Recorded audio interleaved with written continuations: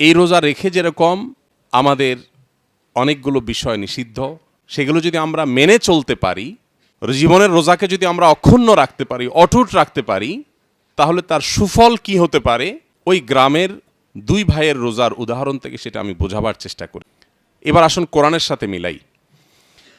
কোরআন খুললে আমরা দেখতে পাই আল্লাহ রাব্বুল আলামিন বলেছেন, ইন্নাল্লাযীনা ক্বালু রাব্বুনাল্লাহ সুম্মা ইসতাকামু তাতানাজ্জালু আলাইহিমুল মালাইকা আল্লা তাখাফু ওয়ালা তাহজানু ওয়া আবশিরু বিল জান্নাতিল্লাতী কুনতুম তুআদুন।